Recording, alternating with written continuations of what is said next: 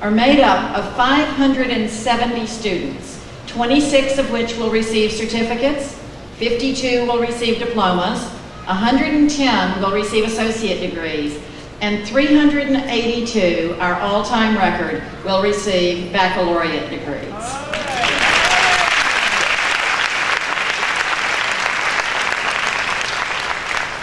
This growth has impacted the number of students eligible to participate in the commencement ceremony and has increased the level of support from family and friends. As a result, we've had to conduct 2 commencement ceremonies in order to accommodate all of the students' families and friends. I'd like to recognize our staff and faculty who have graduated this year from another institution or from the college with an associate, bachelor's, master's, or doctoral degree. Would you please stand? I know there's several of you. Okay. We congratulate you on your outstanding achievement. While today is a day of celebration, we also wish to pause for a moment to honor the memory of those in our community who have passed away in the past year. We remember the life of former council chairman, Mr. Timothy Baswell Donaldson, former library associate, Mr. Renaud Cartwright, former assistant professor, Dr. Kendall Stubbs, and former students from the School of Business, Miss Antoinette Hunter from the Oaksfield campus, and Mrs. Deshoon Moss Kendall from the Northern Bahamas campus. May we have a moment of silence.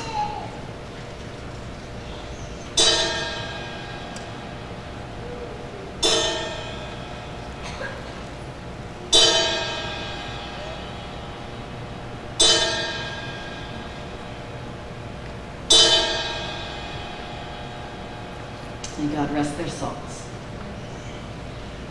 I love commencement. I love academic rituals, and I'm always touched by it.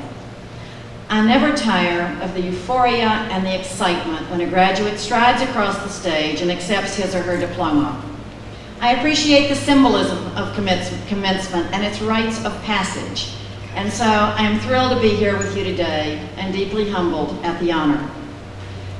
Graduates, you have toiled, persevered, forged ahead with discipline, commitment, and self-sacrifice, and you've earned the right to be proud of what you've accomplished. To you, the graduates, faculty and staff, parents, families, and friends, this is the culmination of one of the most significant achievements in your lives to date. It is a milestone in your personal development. It's a time for poignant reflection and assessment. Your commencement theme, embracing education, exceeding expectations, and executing excellence, is both timely and relevant. You and your families have every reason to be proud, and your pride is accompanied by a real and profound responsibility. Each generation, each graduating class is expected to do more. Much is demanded of you. Almost 3 years ago, when I accepted the presidency of the College of the Bahamas, it was with great enthusiasm and excitement. I took a chance because I believed that I could make a difference. I believed in the power of education to transform lives, not only of you, our students, but of your families and of a generation. I have not regretted my decision, and I still believe in the power of education to transform a nation. As new students, you had much to learn about navigating our processes, learning a new institutional vocabulary, and assimilating into the college culture. There was much to learn and to contextualize. Now you graduate and face yet another new chapter.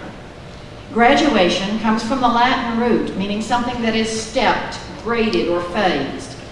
Commencement means a time of new beginnings, to commence or to start. Some of you have gainful employment. Some of you have been accepted into graduate programs. And some of you are still trying to determine your next best future. This reminds me of the song Closing Time by Semisonic. Closing time. Every new beginning comes from some other beginning's end. Closing time. Time for you to go out into the world. Closing time. You don't have to go home, but you can't stay here. Life is full of new beginnings, which are other beginnings' ends. We will again face the thrills, excitement, energy, and challenges that accompany such transitions. Graduation speeches are often about advice, so I offer you a couple of pieces briefly today. The first is, whatever you do, be a good one. Philosopher, educator, nurse, banker, whatever you do it well. Said another way, you have to find what best fosters your humanity and dedicate yourself to that. My wish for you is that you're able to do what you love and what you are passionate about, to wake up every morning wondering what the day will bring and wanting to get back to doing what you love. Higher education is not the only pathway to success, but whatever your plans are after today, never stop learning. This can also mean knowing when to move on. Don't stay in a position or a relationship that does not satisfy you, inspire you, and help you grow. Don't drag yourself to a job that you don't love. Don't stay in a loveless relationship if there's no likelihood of improving. My second recommendation is take care of yourself. Life can be tough and your professions can be demanding. My mother, who turns 90 this summer, often quips, "If I knew I was going to live this long, I would have taken better care of myself." Don't let yourself burn out. If you don't take care of yourself, if you are exhausted, you will not be able to provide the excellence that you're capable of and that your family and the others who depend on you deserve.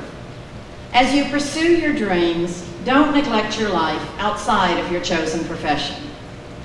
Don't think that taking time to go for a run or read or relax with friends is taking away from the things that matter. They are a significant portion of the things that matter. Take the time each day, make the time each day to savor that day, to celebrate life just as we celebrate your accomplishments today. Have some fun every day. I always keep as my mantra that I take my work seriously, but I try never to take myself too seriously. Keeping a sense of humor is part of a healthy mind and a healthy body. Make time to have fun, to laugh, to love. Third, never stop learning. As you move forward in life, prepare to be surprised by the path that you actually take. Imagine your future and steadily work towards it. The power of imagination sometimes is not emphasized enough. Close your eyes and dream. Take a deep breath and imagine what you want to see when you're looking back on your life, how you spent your life. You will certainly regret the things that you did not do more than the things that you did do. I've certainly made mistakes. We all have. And I think about them sometimes. But more than that, I regret some of the things that I have never done and that now I may never have the chance to do. Your lifetime of learning is just beginning. Remain eager to learn for the next 50 years. The changes in technology and innovation that you will see during your lifetimes make the changes from the last 20 years seem minor by comparison.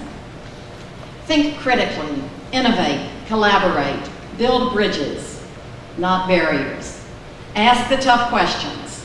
Albert Einstein said that excellence can be obtained if you care more than others think is wise, risk more than others think is safe, dream more than others think is practical, expect more than others think is possible. Graduates, you've received a precious gift in this education. Give back to society. Give back to your country that searches for solutions. Vast opportunities also await you. Opportunities that may be the most gratifying and rewarding ever. Your mission must be to help this nation overcome challenges and embrace new opportunities. None of you should leave here committed to anything less. Your quest for knowledge and your commitment to excellence have prepared you with the skills, the values, and the credentials to shape the future of thousands of people. In life, you'll be confronted with many obstacles, but the ones with the greatest potential to hold you back are the ones that you impose on yourself. All of us have fallen down, but what distinguishes successful people is their capacity to brush off the dust and continue forward. Though there are deep challenges in this society today, some with the potential to impede human development, community cohesion, social advancement, and true progress, challenges of crime and family cohesion, challenges of confidence and opportunity. There are also thousands of young people that are graduating from high school every year in the Bahamas. At COB, we see them eager to build a nation through education. We see these challenges every day. You, the graduates, are the future. You came to college. You stayed with your studies, often in spite of severe financial challenges, often with difficult home situations, but you came. You came to learn. You came with talent, hope, and determination. It's been one of the greatest joys of my life to have been able to serve you. I know in this challenging economic time that some may be concerned that the college, and indeed the country, may not be able to afford a university. But please know, we are a university in all but name, and we have been doing university work for some time. A university is not about facilities and buildings, although we certainly need more of those. It is about teaching and learning, a state of mind, and academic degrees. It's a place of hope and a place where people come to learn more about themselves and to create a vision of the life they wish to build for themselves and the Commonwealth of the Bahamas. Graduates, in closing, to quote from Henry David Thoreau, "Go confidently in the direction of your dreams, live the life that you've imagined."